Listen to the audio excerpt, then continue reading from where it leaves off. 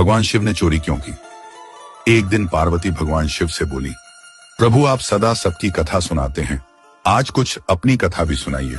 दुनिया आपके चमत्कार सुनती है, आज मैं आपके हृदय की कथा सुनना चाहती हूँ। भोलेनाथ मुस्कुराए बोले, देवी आज मैं तुम्हें अपनी चोरी की कथा सुनाता हूँ। पार्वती ने हंसते हुए कहा, प्रभु आप और चोरी, यह तो अद्भुत बात हुई। आप तो सन्यासी योगेश्वर त्रिकालदर्शी हैं, फिर आपसे चोरी।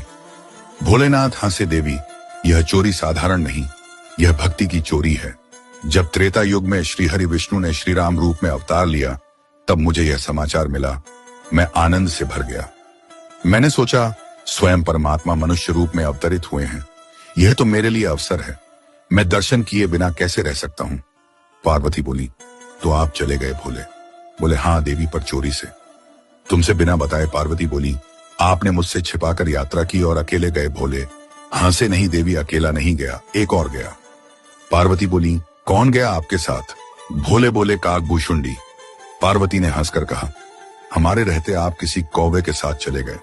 भोले मुस्कुराए, देवी तुम नहीं जानती, वो मेरे प्रिय भक्त हैं, श्री राम के अनन्य सेवक हैं।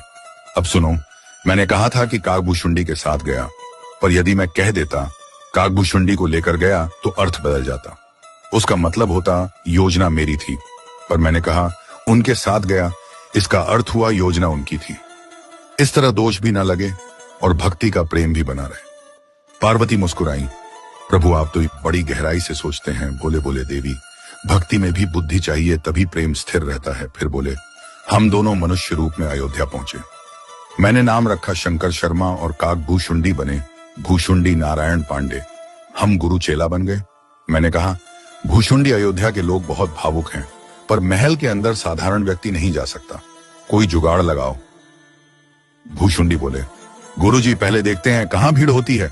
2 दिन तक रेकी की गई, देखा कि सरयू घाट पर सुबह सुबह हजारों लोग स्नान करने आते हैं। मैंने कहा बस यही जगह सही है। वहां एक छोटा सा कमरा किराए पर लिया गया, बोर्ड लग गया, भविष्य पूछो केंद्र प्रोप्राइटर शंकर शर्मा, सहायक काकभूषुंडी पांडे नीचे लिखा गया। पहले महीने बिना फीस भविष्य बताया जाएगा। अब बात पूरे अयोध्या में फैल गई। लोग कहने लगे एक नए बाबा आए हैं जो हाथ पकड़ते ही सब बता देते हैं। अब मैं क्या करता देवी, मैं तो त्रिकालदर्शी हूं। जब कोई भक्त हाथ देता तो तुरंत कह देता, आज तुम पराठा खाकर आए हो, कल तुम्हारा झगड़ा हुआ था, पर अब सब ठीक है। लोग दंग रह जाते, कुछ तो श्रद्धा से गिर पड़ते, कुछ कहने लगते बाबा तो साक्षात सिद्ध हैं। भीड़ बढ़ने लगी। रात में 12 बजे से लाइन लगने लगी। कोई चादर डालकर बैठ जाता, कोई दीप जलाकर मनोकामना मांगता। अब इतना नाम हुआ कि बात महारानी कौशल्या तक पहुंच गई। महारानी ने सेवक बुलाया, जाओ उन शंकर शर्मा जी को बुलाओ, मैं अपने लल्ला का भाग्य पूछना चाहती हूँ। सेवक दौड़े दौड़े आए, बोले, आप में से शंकर शर्मा कौन है? मैंने कहा, मैं हूं शंकर शर्मा और यह मेरा चेला भूषुंडी नारायण पांडे। सेवक बोले, महारानी ने बुलाया है। मैंने कहा, चलो, अब अपने प्रभु के दर्शन करने जा रहा हूं। द्वार पर पहुंचे तो द्वारपाल ने रोका, एंट्री पास केवल आपके नाम का है, चेला बाहर रहेगा। मैंने कहा, कोई बात नहीं, मेरा चेला बाहर रहेगा, पोथी पत्रा संभालेगा। भूषुंडी बोले, बाबा अकेले चले जा रहे हैं। मैंने कहा, तू चिंता मत कर, मैं अंदर जाकर तेरा भी जुगाड़ कर दूंगा। अंदर पहुंचा, महारानी कौशल्या ने चरण पखारे, पूजा की आसन दिया। बोली, बाबा मेरे लल्ला का भाग्य देखिए। मैंने जैसे ही बालक रामलला को देखा, आंखें भर आईं, हृदय गदगद हो गया, मेरे शरीर से रोम खड़े हो गए। मैं बोला, अरे देवी, यह तो वही हैं जिनके दर्शन के लिए देवता तरसते हैं। तब याद आया, अरे मेरा भूषुंडी बाहर बैठा है, वो तो दर्शन से वंचित रह जाएगा।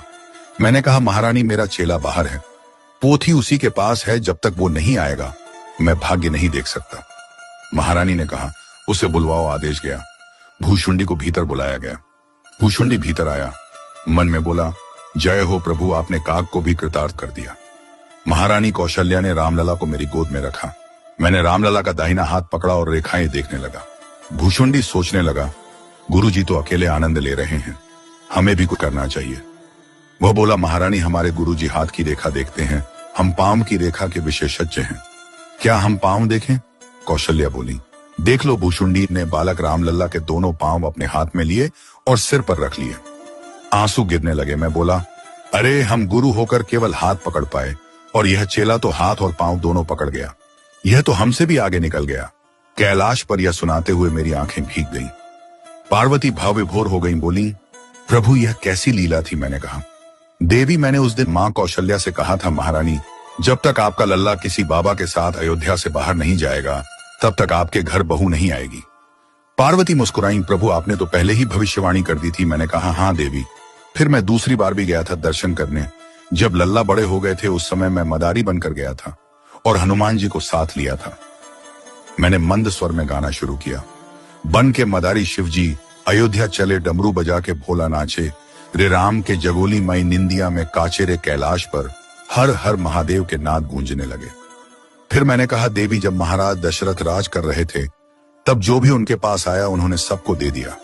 किसी ने गजरत मांगा, किसी ने हीरे, कोई पुत्र, कोई धन, सबको मिला। फिर नामकरण संस्कार का दिन आया।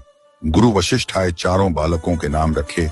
ज्येष्ठ पुत्र का नाम रखा राम, जो आनंद के सागर हैं, सुख के धाम हैं। दूसरे पुत्र का नाम रखा भरत, जो राम प्रेम के प्रतीक हैं। तीसरे पुत्र का नाम रखा लक्ष्मण, जो भगवान के प्राण समान हैं। और चौथे पुत्र का नाम रखा शत्रुघ्न, जो दास के दास हैं। मैंने कहा, देवी जो राम में लीन हो जाता है उसके सारे विकार मिट जाते हैं। जो दास भाव में रहता है वह बालक की तरह निश्चिंत हो जाता है। जैसे बच्चा अपनी मां पर पूर्ण भरोसा रखता है वैसे ही जो राम पर भरोसा करता है उसका भार स्वयं भगवान उठाते हैं। पार्वती ने कहा, प्रभु चारों भाई चारों वेदों के समान हैं।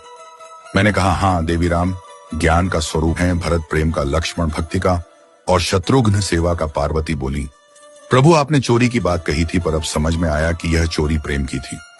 मैंने कहा, हाँ देवी, यह चोरी भक्ति की थी। जब मनुष्य ईश्वर के दर्शन की चोरी करता है तो वही चोरी उसे मोक्ष देती है। मैंने जो चोरी की थी वही मेरे जीवन की सबसे बड़ी लीला थी। पार्वती ने नमन किया, प्रभु आपने आज भक्तिभाव का सच्चा अर्थ बताया। मैं मुस्कुराया, देवी यही कारण है कि मैंने चोरी की थी, राम दर्शन की चोरी। जिसने एक बार भी राम के दर्शन किए उसका जीवन धन्य हो गया। यह कहकर मैंने